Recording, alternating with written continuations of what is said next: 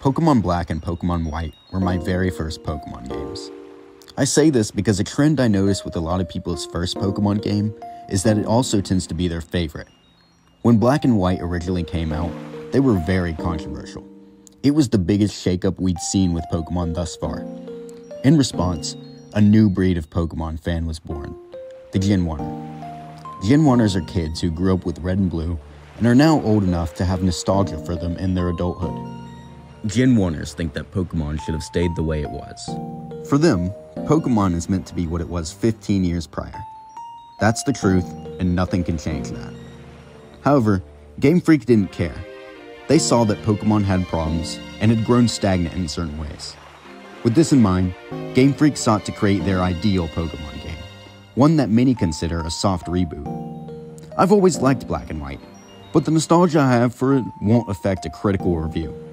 With that being said, I think that makes this video the perfect opportunity to determine which side was right all those years ago. Were Gen 1ers' truth correct? Or was Pokemon supposed to be the ideal games which Game Freak had crafted? Before any of that can be solved, it would probably be best to actually play them first. As first order of business, I named myself Fat Stacks. Secondly, I picked up my Snivy, who I named Lazaru, based on this guy from Ninjago. With Lazaru, I fought Bianca and Sharon in my room. Next, we all go to Accumula Town, where these gingers called Team Plasma are holding an animal rights rally.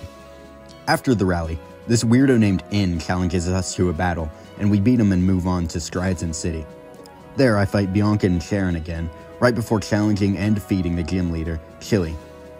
I run into an associate of Professor Juniper, who asks for some Dream Mist, but Team Plasma also wants it, so we intervene their abuse of a poor Muna to get it.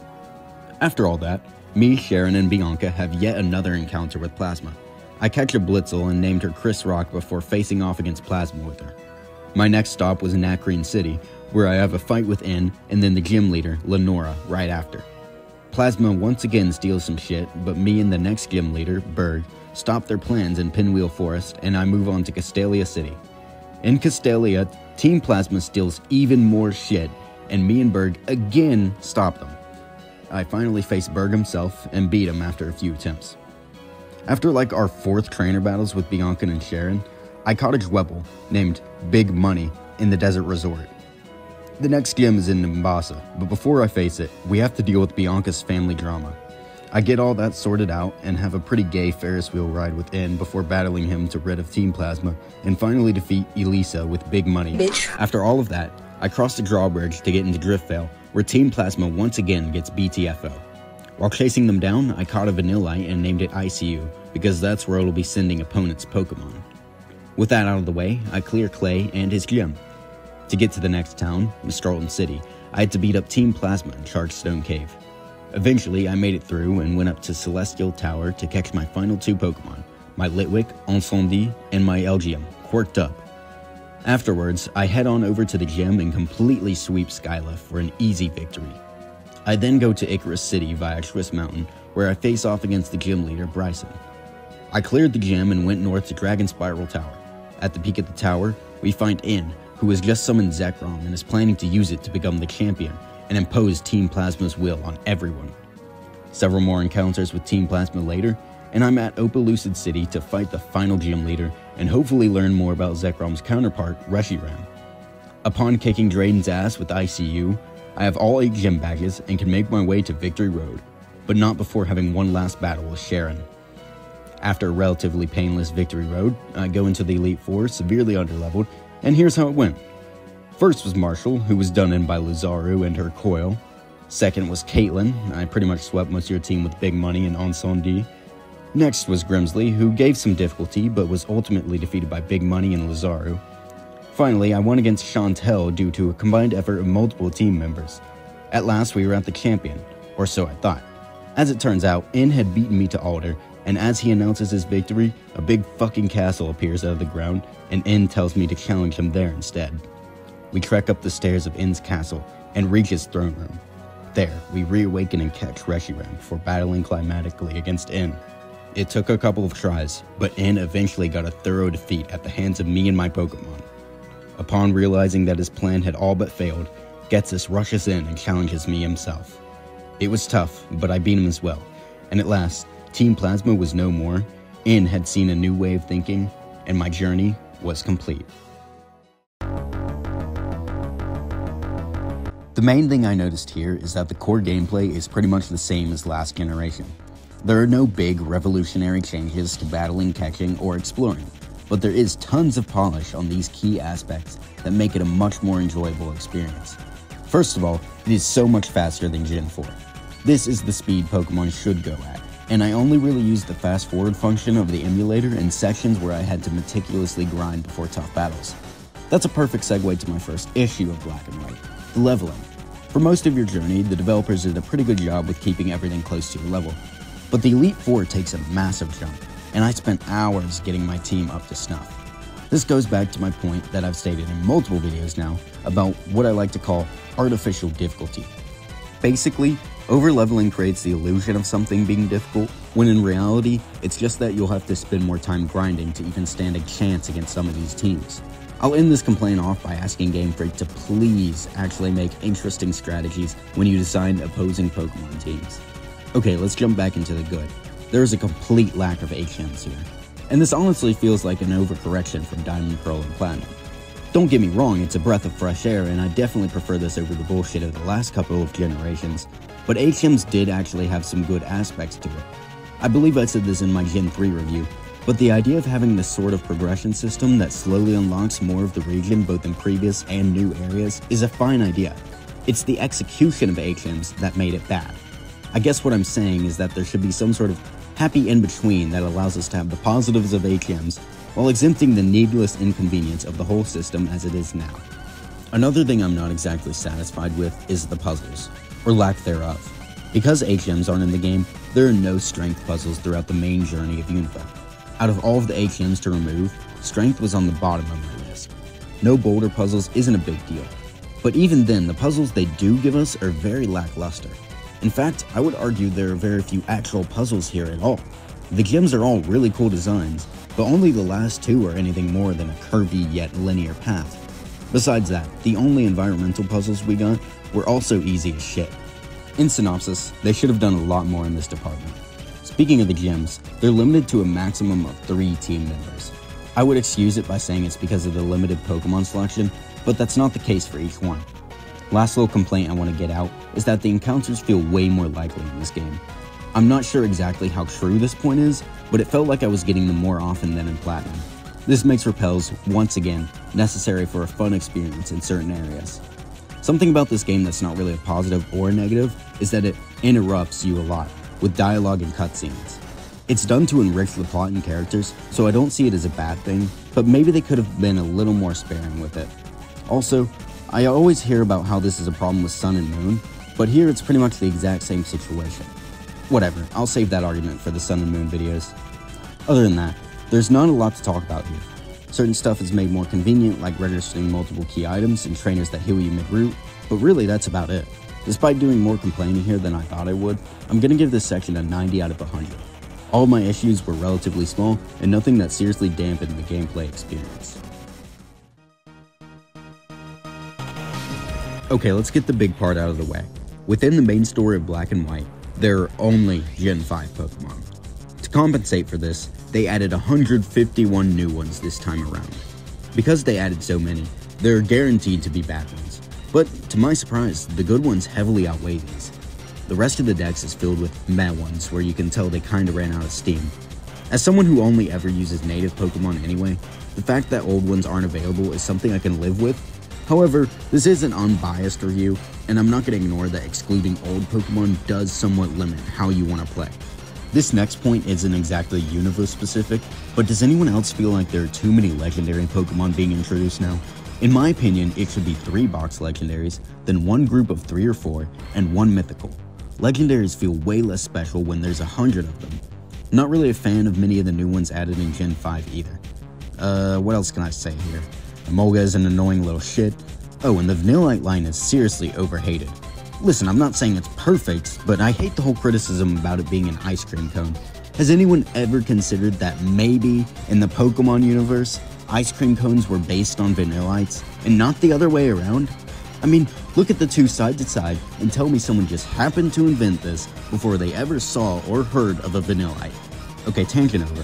Pokemon selection gets an 80 out of 90.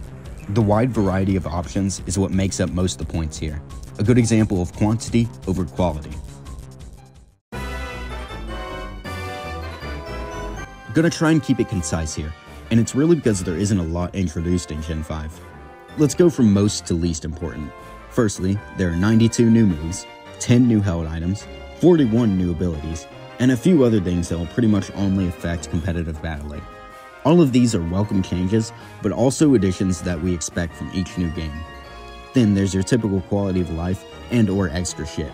Infinite TMs is the big one, but on top of that, there's added convenience with the touchscreen, poison no longer affecting Pokemon out of battle, and lots of new online functionality. Next, there's what I like to call extra shit for fun. The Pokemon musical, cripple battles, and rotation battles come to mind here. Finally, there's Shaking Grass and Dark Tall Grass, which are both neat ideas, unique to this generation. There's nothing bad added here, but also nothing that shakes up the main gameplay experience outside of competitive. 60 out of 80. Pokemon Black and White's story has a lot to dissect, but I feel like every discussion about it misses the actual message that Game Freak was trying to get across. Throughout the story, Team Plasma is trying to separate people from Pokemon. They claim that normal everyday people can't be trusted with Pokemon, and that the world would be happier if people weren't allowed to have Pokemon. At the same time, Plasma also claims that they are the only one who can be trusted with Pokemon. Now replace Team Plasma with the government, and Pokemon with guns, and the true hidden meaning of Pokemon Black and White becomes revealed. Think about it. These games came out in 2011 in the United States, right in the middle of Obama's first term as president. Obama is a black man who lived inside of the White House who is trying to take away guns from the average American. Furthermore, Black and White are games based on America. Game Freak thought we wouldn't notice, and for a while no one did. But I know the truth. I see the true hidden meaning of Pokemon Black and White. I apologize for that. I think I may have read into it a bit wrong there. The real message behind Black and White is that all gingers are evil. Okay, but on a serious note, I want to preface this next part by saying that I'm certainly no expert on Taoism, which the story's theme was derived from, so if I misconstrued something, I apologize. Regardless, the truth and ideals motif is something I put a lot of thought into. Not about the actual philosophy of it, but rather if it worked within the story or not. After much deliberation, I've come to the conclusion that it does. Sorta. You see, within Team Plasma, it makes sense. They are challenging people's reality and truth with their beliefs and ideals. The problem is that the theme doesn't always perfectly fit where they put it. It feels really forced at times, and the whole theme would work a lot better for me if Game Freak had a bit more subtlety.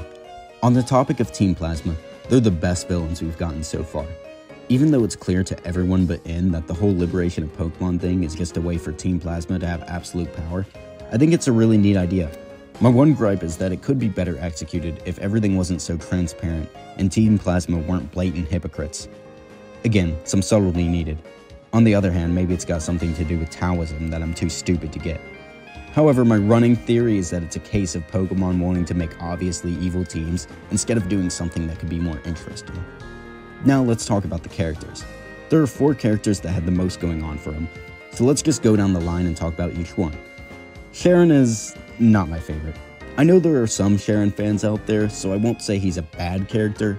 He's just boring to me. At least he has an arc, however small it is. Our other rival, Bianca, I like a lot better. She's a solid character with her own goals and unique traits, but the whole arc with her dad is pretty much a retread of Wally from Emerald. Granted, it's done much better here, but minus points for lack of originality. Anyway, not a bad character at all. I like her. Next up is Getsus. He's basically a cult leader and a manipulator. Besides that, I like him for the same reason I like Plasma. An interesting plan. Not the most inspired goal, but hey, some villains are just purely evil and want power. Nothing wrong with that. Finally, there's In. Amazing character. There's a lot of layers and nuance to his personality, backstory, and beliefs. I can't really do him justice here without taking up too much time, so I won't say too much more about him. I'll just leave it off by saying he's probably one of the best characters that Pokemon has ever given us. Aside from those four, the gym leaders finally do more than just battle you. They're still not fleshed out characters or anything, since most of the time they're just helping you stop that pesky Team Plasma, but they really don't need to be. Just having the gym leaders act more like people instead of set pieces is a welcome change. The characters aren't all memorable though. Juniper is your typical Pokemon professor, she's pretty unremarkable, and Alder is only notable because of a few lines of forced exposition about his backstory. Speaking of which, clunky exposition is a bit of a problem with Black and White. Last but not least, there's Clyde. He gives you fresh water. Incredible. But in all seriousness, I want to wrap this section up by saying this is an excellent story with some really great characters. Game Freak tried something ambitious with Black and White, and it, without a doubt, worked out. Is it perfect? No. I have my problems with it. But all in all, it's still the best story we've gotten in a Pokemon game thus far. This section earns a 65 out of 70. This region is big. It's probably the biggest we've gotten yet, unless you count Johto and Kanto as one in Gold and Silver. Anyway, they did a good job. There's lots to explore and even more for the post-game. All the towns feel unique, and there are enough standout locations to spice things up between normal routes. My only complaint is the lack of water. Literally not a single water route you have to traverse in your main playthrough. Water routes aren't my favorite, but not having them at all is a bit extreme. This is one of the negative side effects of not having HMs that I mentioned earlier. That's all I gotta say here. 55 out of 60. Very solid. Let's keep the conciseness going with this section. The music is great as always, so I'll just put my favorite tracks on screen here. Actually, I do have one tiny issue. The low health music. Now before you crucify me, it's good, but it sucks that it sometimes interrupts the other great tracks of this game, especially intense battles.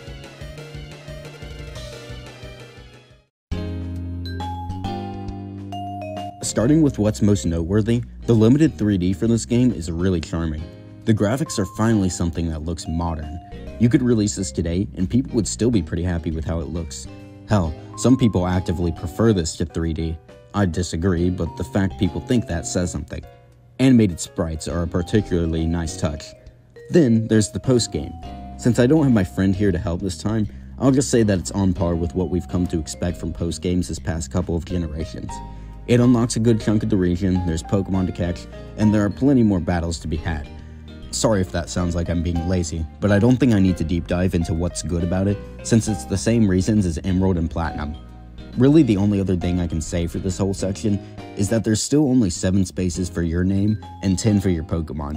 This is very minor, but come on, we should be past these tiny character limits by now. Another 49 out of 50. Wait, are we seriously at the end already? Surely there's not something I've been ignoring for the entirety of this review. That's right, I had these games in the thumbnail for a reason. You guys are probably curious why I'm doing it this way and how I'll incorporate them into the score, so let me explain. It took a lot of thinking, but eventually I came to see it like this. Pokemon Black 2 and White 2 are simply not different enough to warrant their very own video. Entire sections would be pretty much exactly the same. At the same time, they're more different than version changes such as Crystal and Platinum to just be shoved into the other category. With that said, here's the compromise I've come up with. You can see Black and White 2 as a bonus round of sorts. I'll go over every significant change and allocate points to the sections that I think it improves in. Sound fair? Doesn't matter what you think, it's my video. Let's just go down the line then, starting with gameplay. There are a few small improvements that make it marginally better than Black and White. The best change in my eyes is that the leveling is a lot better. There's still a jump in levels late in the game, but it's way more manageable. I was able to beat the Elite Four with no grinding. HMs also get slightly more use here. There's a few more strength and surf areas along your main journey, and while it's still not a lot, at least it's something. Still think HMs need a fundamental rework, but for now this is fine. Another problem they addressed is the puzzles. That's right, there are actually some puzzles here compared to the little we got in BW, so that's nice.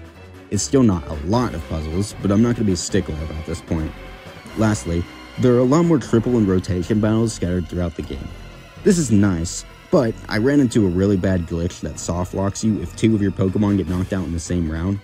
This isn't going to affect the score, but this happened twice, so I'm going to bitch anyway. Gameplay receives 6 bonus points. However, that begs the question, where does it still lose points at? It's the problem with challenge I mentioned earlier. Difficulty with most boss Pokemon still boils down to what sort of bullshit coverage moves can we throw on this higher level Pokemon, and that's just not fun or interesting. That, on top of HMs being fundamentally flawed, is why I can't give a perfect gameplay score. The Pokemon selection has changed in a big way. Old Pokemon are now available in the main playthrough. This is overall a positive in terms of team flexibility. There's a bit too many Kanto Pokemon for my taste, but luckily they throw in enough good ones from other gens to make up for it. This change earns Pokemon selection 5 bonus points. My only real issue overall is that a good chunk of new Unova Pokemon are middling in either design, stats, or both. There are a few new additions from BW to BW2. A slightly new GUI, medals, and the habitat list are all minor changes. Where new additions will gain points is with the Pokemon World Tournament. Oh, also there's PokeStar Studios, but the tutorial for that is long and unnecessary, so I'm not going to give it any points because I'm petty. 5 extra points. The story and characters section easily has the most changes. The short and sweet of the new story is this. It's 2 years after the events of BW, and Team Plasma have now split into 2 factions. Those who follow in, and those who follow Getsus, the latter of which are the main villains. They're trying to use Kyurem to freeze the Unova region and take it over by force. The story is a lot weaker on its own here. Getsus' plans and scheming have really gotten a lot worse in his old age. This time he's just gonna fucking freeze everything, cause why not? That'll scare those pesky civilians. However, this is a sequel, so looking at it as a continuation of the originals, it works really well and manages to build upon the great foundation of BW. As for characters, we get to see how they're all doing now. Bianca is Juniper's assistant, and Sharon is a gym leader. If you like these characters, then you get more of them here, so that's nice. That's not all, as there are a few new characters introduced. First of all is our rival Hugh. He's okay. I liked Bianca better, but his motivation with saving his sister's purloin is sweet and makes him stand out from other characters. Then there's Chorus. He's cool. Fits in with the whole truth and ideals theme by being in a sort of gray area. Next is the new gym leaders, Roxy and Marlon. I have no issue with them, they're good. I guess that's about it.